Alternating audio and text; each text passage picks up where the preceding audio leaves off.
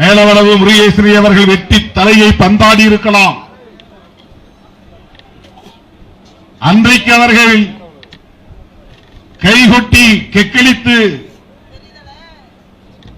சிரித்து இருமாந்திருக்கலாம். ஆனால் இறுதியில் வென்றவன் மேலவளவு முருகேசன் தான். கொன்றவர்கள் எங்கோ பதுங்கி கிடக்கிறார்கள். கொல்லப்பட்ட மேலவளவு முருகேசனின் புகழ் உலகமெல்லாம் இன்றைக்கு பரவி கிடக்கிறது. அவனை பேசாத நபர் இல்லை, அவன் அரசியலை பேசாத கட்சி இல்லை என்கிற ஒரு இடத்தை அவன் எட்டி பிடித்திருக்கிறான்.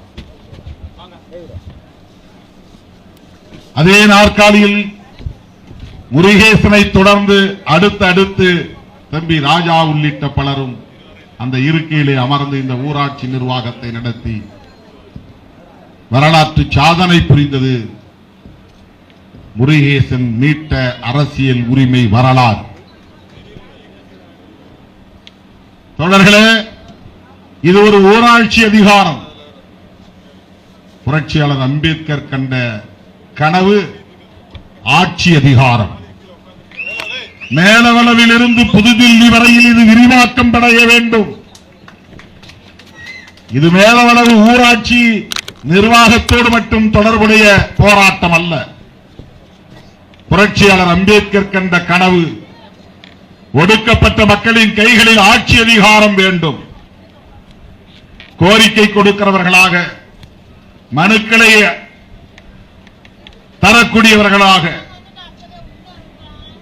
காலம் காலமாக இவர்கள்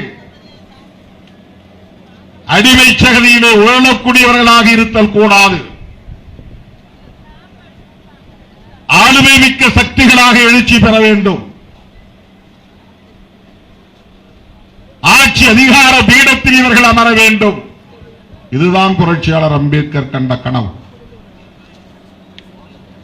அந்த பார்வை, அந்த புரிதல், அந்த தொலைநோக்கு விடுதலை சிறுத்தைகள் கட்சிக்கு உண்டு என்பதை அவ்வப்போது நாம் நிறுவிக்காட்டி வருகிறோம்.